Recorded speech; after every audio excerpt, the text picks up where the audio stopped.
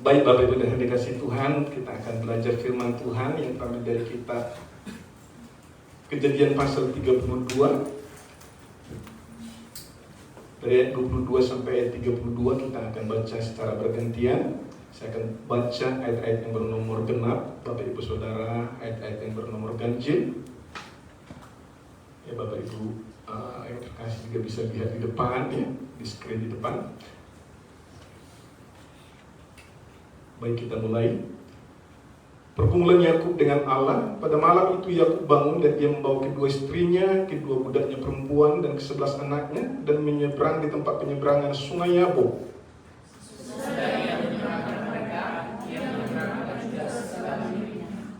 Lalu tinggallah Yakub seorang diri dan seorang laki-laki berbulat dengan dia sampai fajar menyingsing.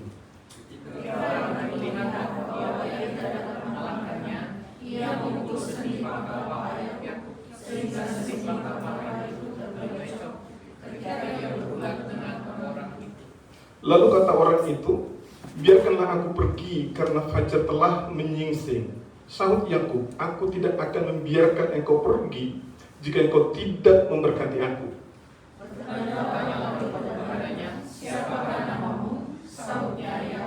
Lalu kata orang itu, namamu tidak akan disebutkan lagi Yakub tetapi Israel, sebab engkau telah bergumul melawan Allah dan manusia dan engkau menang.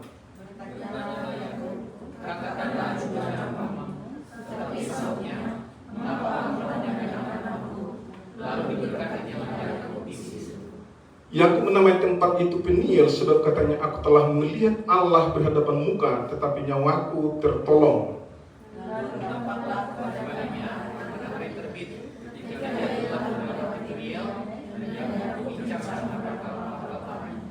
Itulah sebabnya sampai sekarang orang Israel tidak memakan daging yang menutupi sendi pangkal paha, karena dia telah memukul sendi pangkal paha Yakub pada otot pangkal pahanya. Demikian pembacaan firman Tuhan untuk kita sore hari ini, ya. Bapak Ibu Saudara, di dalam kehidupan kita tidak selalu berjalan lancar, ya. Ada saat-saat kita menghadapi masalah, menghadapi pergumulan, bahkan pergumulan itu rasanya terlalu berat, ya. Apalagi di Korea ini, mungkin lebih banyak tantangan di Korea ini, ya. Dan itulah yang dihadapi oleh Yakub dalam firman Tuhan saat ini. Dalam firman ini keseluruhan pasal 32 ini menjelaskan bahwa Yakub menghadapi pergumulan yang sangat serius. Pasal-pasal sebelumnya menceritakan bahwa Yakub lari ke tempat pamannya di Haran, yaitu Laban, karena menghindar dari kakaknya Esau yang berusaha membunuh dia. Dan sekitar 20 tahun, setelah sekitar 20 tahun dia tinggal di Haran, akhirnya dia kembali ke kampung halamannya di Kanaan. Dan dalam perjalanan dia takut untuk bertemu kakaknya Esau. Karena sebelumnya dia menipu Esau tentang hak kesulungan. Dan dia sangat takut untuk bertemu dengan kakaknya Esau. Akhirnya dia mengirim utusan lebih dahulu untuk bertemu dengan kakaknya Esau. Dan dia mengirimkan persembahan untuk mengambil hati kakaknya Esau, kira-kira begitu, ya. Supaya mungkin setelah melihat persembahan yang dikirimkan, hatinya senang, seperti itu. Tetapi setelah utusan itu kembali dan mendengar bahwa kakaknya Esau sudah dalam perjalanan bertemu dengan Esau, dan kakaknya datang dengan rombongan 400 orang. Dia takut. Dia berpikir kakaknya Esau datang membunuh dia dan seluruh keluarganya, kira-kira begitu. Dia takut sekali. Karena 400 orang datang dalam perjalanan. Dia pikir, wow, ini kakak saya Esau sekarang datang mau balas dendam, mau bunuh saya, bukan hanya saya, mungkin semua keluarga saya. Akhirnya dia takut sekali. Apa yang dia lakukan ketika dia takut? Dalam firman ini kita baca, dia menyendiri, dia berdoa, dia mencari Tuhan. Dalam ayat-ayat sebelumnya, dia sudah berdoa kepada Tuhan, meminta pertolongan Tuhan. Tapi kali ini, setelah dia mendengar bahwa kakaknya Esau datang dengan pasukan rombongan para orang, dia lebih takut lagi. Dia berdoa lagi kepada Tuhan. Tapi saudara, ketika kita menghadapi pergumulan, menghadapi permasalahan, apa yang kita lakukan adalah seperti yang ini. Kita datang di hadapan Tuhan, di dalam Tuhan. Kita merendahkan diri di hadapan Tuhan, bahwa pergumulan permasalahan kita, mengungkapkan pergumulan permasalahan kita di dalam Tuhan. Nah, Bapak Saudara, dijelaskan dalam ayat 24b, seorang laki-laki bergulat dengan dia sampai fajar menyingsing. Siapa laki-laki yang disebut dalam ayat ini? Apakah ini manusia biasa? Tidak. Yang dijelaskan di dalam ayat 30 tadi, Yakub mengatakan, aku telah melihat Allah berhadapan muka. Ini Allah. Ya, lalu di sini dijelaskan dalam ayat 24 ini, seorang laki-laki. Tapi kalau kita melihat penjelasan di ayat 30 dikatakan, ini adalah Allah. Di dalam perjanjian lama ada saat-saat tertentu di mana Allah datang dalam rupa manusia dalam waktu yang singkat untuk berkomunikasi dengan umatnya. Ya, itu ada beberapa contoh di dalam perjanjian lama. Jadi dalam firman hari ini bukan sekedar manusia biasa yang bergulat dengan Yakub ini, tetapi adalah Allah sendiri dalam rupa manusia datang bergulat dengan Yakub. Saudara, dalam pergulatan ini siapa yang menang? Sepertinya Yakub. Maksudnya kalau kita melihat, ya.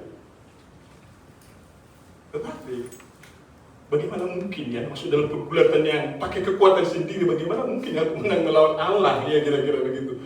Ini tidak imbang Bapak Ibu Saudara. Ini bisa diibaratkan kalau kita nonton, ya kan, nonton TV yang suka nonton tinju kira-kira begitu ya, atau gulat ya, atau UFC. Ada orang yang ya suka, dulu saya suka nonton UFC ya, pukul-pukulan gitu ya. Ini bisa diibaratkan ya, juara tinju kelas dunia seperti Mike Tyson lah kita bilang ya. Mike Tyson melawan anak umur 3 tahun ya, atau tadi disebutlah anak Pak Kevin ya kan. Kevin umur berapa sekarang? 3 tahun? 1 tahun, 2 tahun. Mungkin melawan seperti itu. Mike Tyson melawan anaknya ini Pak Kevin. Bisa kira-kira gak menang melawan Mike Tyson? Gak mungkin ya, tidak mungkin. Dengan kekuatan fisik. Nah ini yang dijelaskan dalam ayat ini ya. Jelaskan di sini, ketika orang itu melihat bahwa ia tidak dapat mengalahkannya, ia memukul sendi pangkal paha Yakub sehingga sendi pangkal paha itu terpelecok. Ya. Sebenarnya, ya, ayat ini mengandung makna rohani. Ya, ketika dikatakan, ketika Allah melihat bahwa ia tidak dapat mengalahkan Yakub, maksudnya Yakub berusaha dengan kekuatannya sendiri gitu ya, untuk menghadapi pergumulannya.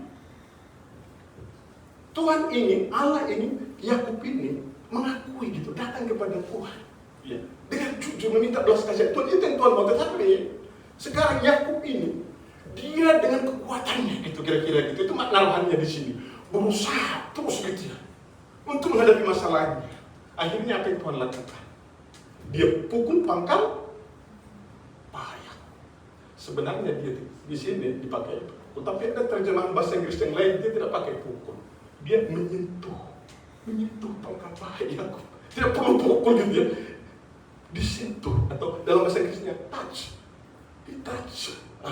Kira-kira seperti itu. Jadi cukup dipegang atau dicari saja seperti itu. Disentuh saja, sudah terpelecok pangkal paha Yakub ini. Ya, seperti itu ya. Dan setelah itu apa yang Tuhan katakan? Kamu sudah kalah. Kamu sudah KO ya, knock-out. Kira-kira selesai pertandingan. Tapi ya, apa tanggapan Yakub? Dia katakan kepada Tuhan, aku tidak akan membiarkan engkau pergi jika engkau tidak memberkati aku. Di sini seolah-olah Yakub menang ya, dengan kekuatan tangan, kekuatannya sendiri ya, kekuatan fisiknya untuk menghadapi pergumulannya. Tetapi saudara, ketika Yakub mengatakan seperti itu, aku tidak mau melepaskan engkau kalau kau tidak memberkati aku. Sebenarnya ini adalah permohonan belas kasihan kepada Tuhan. Kalau kita melihat di bagian ini dicatat ya, peristiwa ini di bagian Alkitab yang lain, di dalam kitab Hosea ya. Kalau kita perhatikan Hosea pasal 5, bisa lihat di depan di screen sini. Hosea pasal 5 di sini, pasal 12 ayat 5, ini dijelaskan tentang pergumulan Yakub di dalam nats firman Tuhan hari ini. Dijelaskan di sini. Iya, ini maksudnya Yakub ya. Ia bergumul dengan malaikat yang dimaksud di sini adalah Allah ya. Ada malaikat itu mengacu kepada Allah dalam perjanjian lama gitu ya, tergantung dengan konteksnya. Tapi dalam konteks ini itu mengacu kepada Allah tadi di sini dalam konteks ini gitu ya. Yakub bergumul dengan Allah dan menang. Ia menangis dan memohon belas kasihan kepadanya. Jadi menang disebutkan di sini setelah dia merendahkan diri di hadapan Tuhan. Di sini katakan ia menangis dan memohon belas kasihan anak Tuhan pukul sedih paha. Yakub ini. Dia Tuhan katakan aku mau pergi. Yakub katakan, Tuhan jangan pergi. Tolong kasihani aku. Ini yang dimaksudkan di sini. Lebih jelas ya dalam ayat ini, Hosea ini. Jadi Yakub sebenarnya menangis ketika Tuhan katakan aku mau pergi. Karena kamu hendak tembus kekuatanmu. Yakub katakan, Tuhan jangan pergi kalau Engkau tidak berkati aku. Tolong kasihani. Dia menangis. Yang dijelaskan di sini. Walaupun di sini tidak dijelaskan, tetapi Nabi Hosea di dalam tulisan yang menjelaskan, Yakub menangis, memohon belas kasihan kepada Tuhan. Memohon belas kasihan kepada Tuhan. Ini luar biasa. Disinilah Tuhan tergerak untuk menolongnya. Ketika Yakub merendahkan hati, dia menangis, Tuhan kau tidak mau melepaskan engkau kalau engkau tidak berkati aku. Kalau engkau tidak tolong aku, kalau engkau tidak kasihani aku tidak melepaskan. Yakub menangis. Terus katakan, Yakub mengatakan kepada Tuhan, berkati aku Tuhan. Berkati aku tidak sanggup menghadapi pergumulan ini. Saudara, dalam hidup kita perlu belajar dari Yakub ini. Kita tidak boleh dan kita tidak bisa mampu mengendalikan kekuatan kita. Kita perlu datang dengan hati dan bantu seperti aku. Tuhan, berkati aku, tolong aku, kasihani aku. Aku tidak mampu menghadapi pergumulan. Benar-benar dengan hati yang minta belas kasihan daripada Tuhan. Saat ini kita sedang menghadapi retreat ya. Ini kita sengaja diberi kepercayaan yang luar biasa untuk melayani sebagai tim ibadah dalam retreat ini. Lalu kemarin perkiraannya 600 orang yang ikut, tapi sekarang dalam rapat beberapa hari yang lalu ternyata semakin banyak orang bertambah, sudah hampir 1.000 orang. Banyak orang yang rindu ikut retreat ini kelihatannya, gitu ya. Dengan dua-dua kita semua, gitu ya. Jadi dalam rapat kemarin 950 orang. Iya, dari luar biasa, dari teman-teman Emsong juga tambah terus. Sekarang saya lihat sudah 27 orang ya. Ini luar biasa gitu ya. Luar biasa Emsong ini. Biasa Emsong ini paling banyak selalu gitu ya, keluar acara retreat ya. Luar biasa, teman-teman di sini juga tambah terus gitu ya. Ini luar biasa gitu ya. 1.000 orang. Ini kepercayaan yang luar biasa diberikan oleh Tuhan gitu ya. Untuk Emsong ada 15 negara, sekitar 15 negara kita akan kumpul bersama untuk menghadiri minggu ini dan juga sekaligus dipercayakan untuk melayani. Kepercayaan yang besar, tapi sekaligus tanggung jawab yang besar. Bebannya berat, kira-kira begitu. Bebannya berat. Ya. Apalagi dalam persiapan saat ini, gitu ya, dalam persiapan saat ini, saya melihat tantangan juga, ya kan, ada berbagai tantangan. Ya. Ini zaman tempat kita salah satu, ya kan, singer untuk retreat juga, ya kan, saudara kita harus pulang minggu ini. Dia harusnya singer, ya. Dan juga ada satu teman lagi ya, Bu Joana juga harus pulang ya, yang dia juga bagian konsumsi pulang juga minggu ini. Jadi kalau ini tim ibadah, khususnya Pak Febri akan pimpin, wow, dia mungkin juga bagaimana. Kami cukup sering komunikasi ya 2 minggu ini, khususnya dengan kondisi ini, dengan keadaan zaman kita. Jadi kalau Pak Febri telepon saya juga boleh khawatir ada masalah lagi. Kira-kira seperti itu ya. Telepon Pak Febri, kadang jam 10 malam ya. Oh, kalau minggu lalu dia telepon saya pulang dari sini sekitar jam 11 malam gitu ya. Oh, ini ada apa ini? Oh, ada keadaan kondisi jemaah seperti itu. Kalau dia telepon lagi, oh, apa lagi ini menjelang retreat gitu ya. Jadi kadang, wah pergumulannya berat gitu ya. Pergumulannya berat. Mempersiapkan retreat ini ya seperti itu gitu ya. Dan juga di dalam latihan ya kan saya tahu gitu ya. Teman-teman itu berjuang berusaha untuk latihan persiapan retreat ini. Tapi saudara kita lihat juga ya tantangannya ada gitu ya. Ya sebabnya itu saudara, ini untuk menghadapi retreat memang juga saya pergumulan besar gitu ya. Pergumulannya berat gitu ya untuk menghadapi retreat ini. Memang kita perlu persiapkan ya kan tim ibadah yang akan melayani dalam retreat ini. Tapi Bapak Ibu Saudara tidak cukup dengan itu, penting ya kita latihan sungguh-sungguh. Saya juga tadi ajak juga selain teman dari Yongtek, tapi dia bilang minggu depan aja untuk latihan di sana full kira-kira begitu ya. Dari ibadah sampai sore bahkan mungkin sampai malam kalau perlu kira-kira begitu ya. Jadi itu sangat bagus teman-teman juga berjuang ya, berusaha untuk latihan sungguh-sungguh mempersiapkan dari ibadah ini sangat penting.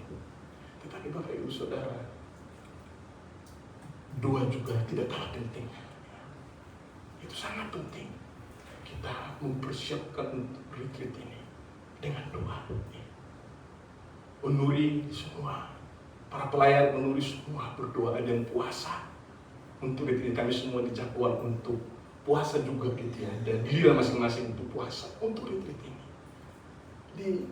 Memang untuk acara event ini kita ada banyak pergumulan, tetapi Bapak Saudara, bagaimana kita menghadapinya adalah yang sangat penting, yaitu kita mempersiapkannya, kita menghadapinya dengan doa, seperti yang dilakukan oleh Yakub ini. Kita datang kepada Tuhan, kita memohon kepada Tuhan dengan sungguh-sungguh seperti yang dilakukan oleh Yakub. Tuhan, berkati aku, berkati retreat ini, berkati tim ibadah ICM yang akan melayani. Saudara, berkat itu macam-macam. Di sini kita melihat Yakub tidak menyebutkan secara spesifik berkat apa. Berkat itu macam-macam, berkat dalam sejahtera, berkat sukacita, dalam persiapkan retreat ibadah, ya sangat perlu kita dukung dalam doa. Tim ibadah yang akan melayani, kita minta kepada Tuhan, berkati tim ibadah ICM Tuhan, lindungi ya, lindungi semua tim ibadah ICM Tuhan, sertai ibadah, ya tim ibadah ICM Tuhan, proteksi, Tuhan berikan kesehatan, berikan kesatuan hati ya di dalam latihan, beri kekuatan di dalam latihan, komunikasi yang baik juga mungkin dengan tim Unuri ya, ada komunikasi yang baik, dan Tuhan tolong curahkan beberapa di dalam ibadah yang akan diadakan nanti dalam pelayanan nanti, sehingga Tuhan benar-benar yang berkarya di dalam retreat ini. Di dalam ibadah ini mungkin kita ada kelemahan, tetapi benar-benar Tuhan yang berkarya, Tuhan yang mencurahkan anugerah, menyatakan kemuliaannya, sehingga benar-benar pelayanan ICM sudah juga pelayanan ibadah dari gereja lain sungguh-sungguh memberkati jemaat ya, dan Tuhan yang dipermuliakan.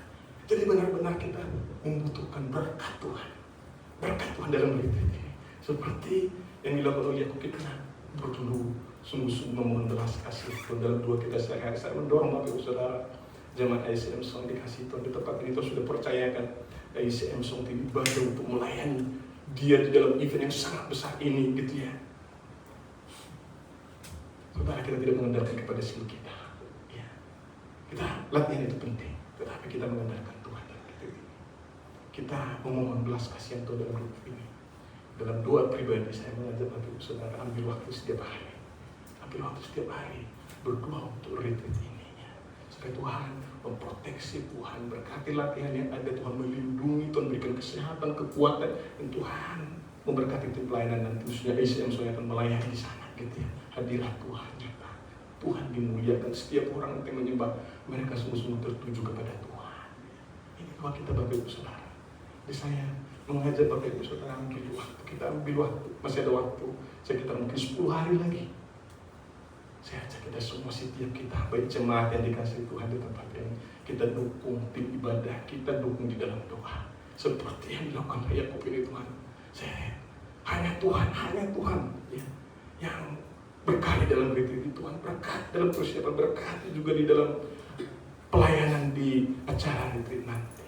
Ini yang perlu kita doakan di depan Tuhan dengan sikap hati yang sungguh-sungguh di dalam doa kita kepada Tuhan.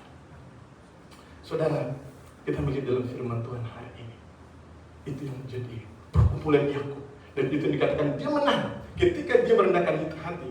Hosea mencatat dia menang, bukan ketika dia mengandalkan kekuatannya dia menang, itu udah gampang kalah. Tapi ketika dia menangis, dikatakan dalam kitab Hosea dia menang. Saudara, yang penting di dalam pergumulan apapun yang kita hadapi, kita berlutut di hadapan Tuhan di dalam doa. Tuhan campur tangan, Tuhan berkarya, Tuhan bekerja. Tetapi ada satu hal yang kita lihat Bapak Ibu Saudara di sini. Sebelum Tuhan memberkati aku, dia bertanya dulu, siapa namamu? Siapa namamu? Ayat 27. Apakah Tuhan tidak tahu nama Yakub? Dia Tuhan. Dia tahu semua nama-nama kita. Tapi kenapa dia bertanya siapa nama? Saudara, bukan sekedar bertanya siapa nama. Di dalam Israel itu nama itu punya arti. Abraham apa artinya? Abraham. Bapak orang beriman. Kira-kira contohnya seperti itu ya. Punya arti. Yakub ini ada arti namanya. Apa arti nama Yakub ini? penipu. Ya, kakaknya Esau mengatakan kamu sudah 2 kali menipu aku. Penipu dia Yakub ini. Jadi Tuhan sebenarnya tidak hanya sekedar bertanya siapa namamu, karena Tuhan tidak tahu namanya. Tuhan tahu semua nama manusia di muka bumi ini. Ya. Ada artinya di sini ketika Tuhan bertanya siapa namamu. Tuhan mau jujur, Yakub ini jujur. Mengakui di depan Tuhan bukan namanya, tapi sifatnya.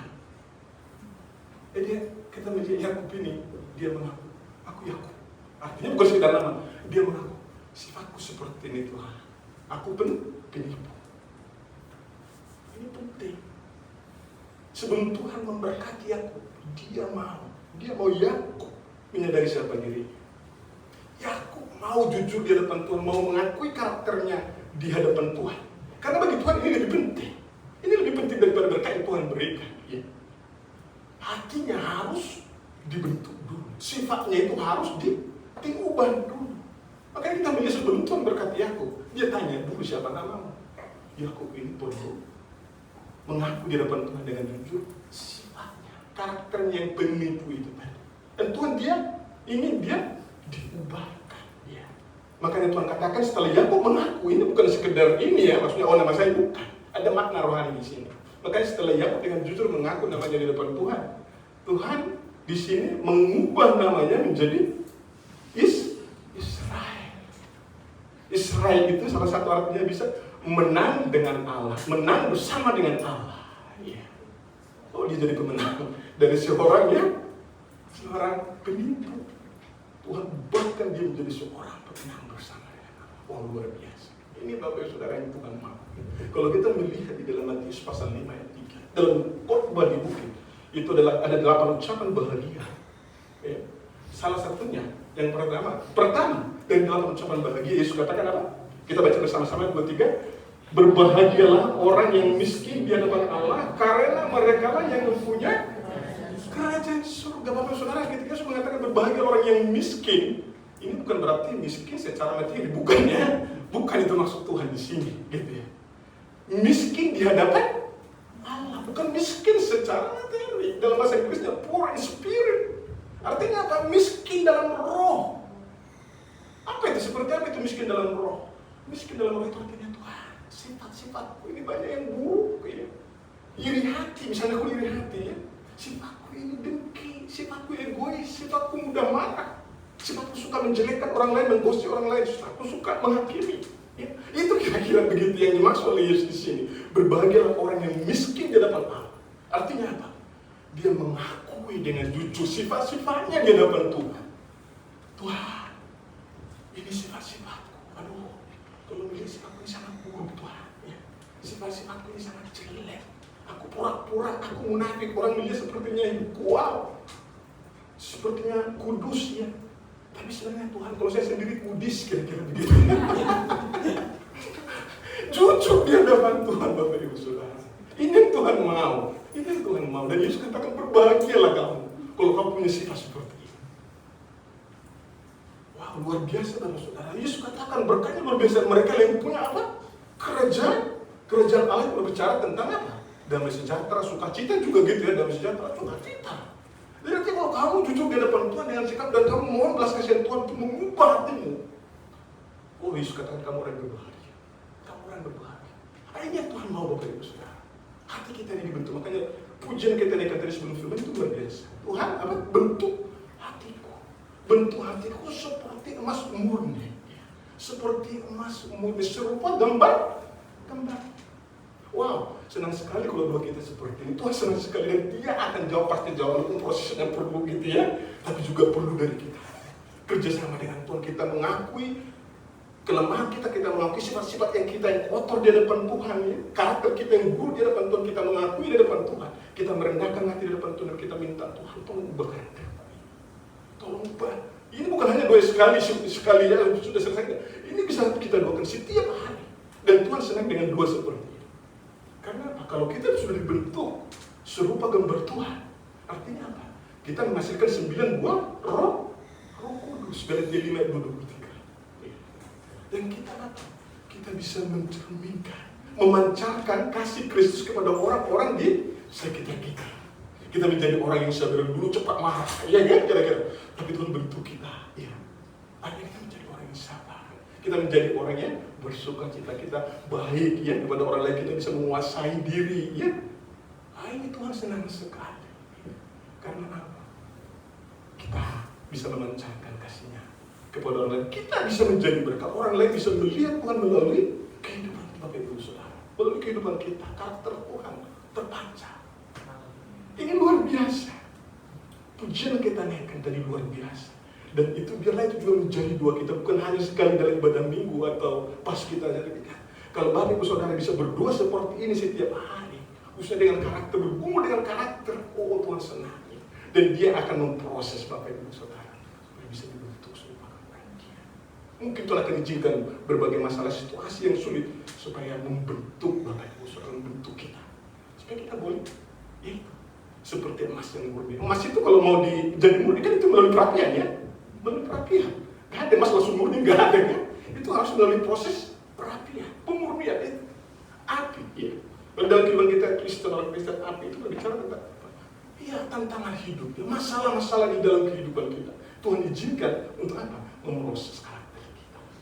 Supaya hati kita semakin dibentuk serupa gambaran Tuhan. Jadi Bapak Ibu Saudara, ini luar biasa. Sebelum Tuhan memberkati Yakub, Dia tanya namanya. Artinya apa? Bagi Tuhan itu lebih penting apa? Hidup kita dibentuk. Bagi kita lebih penting apa? Biasanya masalah kita cepat selesai kan begitu ya. Seperti Yakub ini ya. Oh Tuhan, masalah saya cepat selesai. Tolong buka jalan, tolong. Bagi Tuhan, ya itu bagi kita penting masalah kita kan. Tapi bagi Tuhan lebih penting apa? Karakter kita dibentuk. Hidup kita dibentuk ya. Masalah itu bagi Tuhan gampang menyelesaikannya, iya kan? Dia Allah yang Maha Kuasa, tadi kita juga nyanyikan, jangan khawatir, Allah itu Maha Kuasa, iya kan? Tuhan buka jalan, gampang buka jalan menyelesaikan masalah kita. Tetapi hati kita ini bagi Tuhan harus kerjasama dengan Tuhan, iya kan? Kita mau diproses oleh Tuhan. Makanya di sini Tuhan katakan pada Yakub, siapa nama? Dan ketika Yakub jujur di hadapan Tuhan, ini aku Tuhan, karakterku ini buruk. Kasihannya aku kira-kira begitu. Barulah Tuhan memberkati berkatnya. Saudara, ketika kita berdoa seperti ini, Tuhan mendengar. Ketika kita mau diubahkan oleh Tuhan, Tuhan akan jawab doa kita. Tuhan akan buka jalan ketika kita bergantung kepada Tuhan. Ketika kita mau dibentuk oleh Tuhan. Dan kita akan, kita bisa menjadi berkat bagi orang lain. Ketika kita menjadi orang yang mengandalkan Tuhan. Perhatikan di sini ya. Setelah selesai ya, dikatakan di sini lalu diberkatinya lah Yakub di situ. Setelah Yakub jujur mengaku di depan Tuhan, diberkati. Tadi sudah saya katakan berkat itu macam-macam yang bisa damai sejahtera. Dan bagi Yakub saat ini tentunya apa? Berkat yang paling penting adalah pemulihan hubungan dengan kakaknya Esau. Dia diampuni. Dan ini terjadi kalau kita baca pasal 33. Tuhan campur tangan sehingga Esau, wow, menerima baik ya adiknya. Ya, Tuhan bekerja. Kita melihat di sini luar biasa. Setelah Yakub selesai bergumul dengan Tuhan, apa yang terjadi? Kakinya pincang. Kakinya pincang. Dia 31 catat di sini. Lalu tampak lagi padanya matahari terbit ketika ia telah melewati Peniel, dan Yakub pincang karena pangkal pahanya. Itulah sebabnya ayat terakhir 32. Sampai sekarang orang Israel tidak memakan daging menutupi sendi pangkal paha, karena dia telah memukul sendi pangkal paha Yakub pada otot pangkal pahanya. Dari pergumulan ternyata seterusnya Yakub pincang. Apa artinya? Yakub tidak bisa lagi mengandalkan dari saat ini, mengandalkan kepada kekuatan. Saudara, terkadang Tuhan pukul pangkal paha kita dalam arti rohani ya, supaya kita tidak mengandalkan pada kekuatan sendiri. Supaya tidak mengandalkan kepada kekuatan sendiri. Tuhan senang dengan umatnya yang mengandalkan dia, bukan mengandalkan kepada kekuatan, kemampuan, kepintaran sendiri, tapi kepada orang yang mengandalkan dia. Kalau ada umat Tuhan, setiap orang atau setiap umat Tuhan mengandalkan dia, itu gampang Tuhan pakai, dan itu akan Tuhan pakai. Makanya kita melihat dijelaskan ayat 32. Itulah sebabnya sampai sekarang orang Israel tidak memakan daging menutupi sendi pangkal paha, karena dia telah memukul sendi pangkal paha Yakub pada otot pangkal paha. Ya, ini kan ada orang Israel ya. Sampai sekarang dikatakan mereka tidak makan daging menutupi pangkal paha. Kenapa? Ini menjadi pengingat bagi mereka, bagi umat Israel sampai saat ini. Supaya apa? Mereka mengandalkan Tuhan. Ketika mereka mengingat ini seperti ini, apa mereka ingat? Oh, nenek moyang kita Yakub, ya kan? Nenek moyang kita Yakub dipukul pahanya oleh Tuhan pincang. Apa? Supaya dia mengandalkan Tuhan terus dalam hidupnya. Jadi mereka nggak maksud sebagai pengingat apa? Supaya orang Israel, umat Israel terus mengandalkan Tuhan di dalam kehidupan mereka. Artinya apa? Yakub sekarang dengan kondisinya seperti ini malah jadi berkah. Bukan menjadi apa? Cemooh gitu, ini pincang, bukan. Malah dia jadi berkat bagi keturunannya orang Israel sampai saat ini. Menjadi pengingat bagi umat Tuhan. Oh, Yakub ini adalah orang yang mengandalkan Tuhan. Mari kita belajar seperti yang kita Yakub. Kita andalkan Tuhan. Itu maksudnya. Jadi Bapak Ibu Saudara, Tuhan mencari siapa orang-orang yang mengandalkan dia di dalam Tuhan, di dalam firman. Itu yang Tuhan cari. Dan Tuhan pakai orang-orang yang mengandalkan dia di dalam Tuhan dan firman. Tuhan senang memakai orang seperti ini. Dan orang-orang yang mengandalkan Tuhan, wah, menjadi berkat bagi orang lain. Kenapa? Orang-orang lain belajar, oh itu orang yang takut akan Tuhan, orang yang mengandalkan Tuhan, menjadi berkat bagi orang-orang di sekitarnya, bagi orang lain. Bahkan saudara, kita belajar melalui firman Tuhan hari ini, melalui pergumulan Yakub dengan Allah. Yakub menang, ya betul, Yakub menang dalam doa, bukan dengan kekuatannya sendiri. Tapi ketika dia berlutut di hadapan Tuhan, dia menangis di hadapan Tuhan, dia jujur mengakui keterbatasannya, karakternya yang buruk, dia menang di dalam doa. Dan Tuhan memberkati dia. Kiranya jemaat yang dikasih Tuhan di tempat ini, kita juga menjadi orang-orang yang menang di dalam pergumulan kita, apapun itu. Karena kita orang-orang yang mengandalkan Tuhan di dalam doa. Khususnya dalam persiapkan itu, mari kita mengandalkan Tuhan di dalam doa. Waktu yang ada sekitar 10 hari di dalam doa kita. Setiap hari dalam doa kita pribadi, saya mengajak setiap kita datang kepada Tuhan di dalam doa. Dan mungkin ada juga pergumulan secara pribadi, mungkin itu tentang kesehatan, mungkin tentang pekerjaan, mungkin tentang keluarga kita di Indonesia, di Malaysia. Kita datang kepada Tuhan di dalam doa. Dan dalam doa kita juga kita mengakui sifat-sifat kita. Tuhan sangat tahu dengan sifat-sifat kita. Mungkin di hadapan orang kita bisa betul, Tuhan sangat tahu sifat kita. Dan Tuhan ingin mengubah karakter kita. Mungkin ada hal yang buruk, karakter buruk dalam diri kita yang perlu diubah. Tuhan mau ubah kita. Tuhan mau pakai kita, khususnya dalam melayani retreat ini. Mungkin ada tantangan di dalam Bapak Ibu Saudara. Saudara, mungkin Tuhan izinkan itu untuk membentuk karakter kita supaya kita semakin berlutut di hadapan Tuhan. Tuhan, tolong bentuk saya. Tolong pulihkan saya, tolong sucikan saya, karakter saya, supaya sudah dalam melayani Tuhan dalam retreat ini, oh benar-benar ya, Tuhan berkenan karena saya ini bukan ada motivasi-motivasi yang lain, tapi semata-mata untuk kemuliaan. Saudara, Tuhan senang ketika hati kita melayani Dia dengan hati yang suci, motivasi yang benar, dengan hati yang benar-benar ingin mengasihi Tuhan, ingin meninggikan Dia, ingin mengagungkan Dia. Ya, saya percaya ketika kita sungguh-sungguh datang di depan Tuhan, memohon belas kasih-Nya, mengandalkan Dia dalam doa, Tuhan akan menjawab doa kita. Retreat ini Tuhan akan berkarya, Tuhan akan menolong, Tuhan akan memberkati. Karena Tuhan berkati kita semua melalui firman Tuhan hari ini. Mari kita berdoa. Saya akan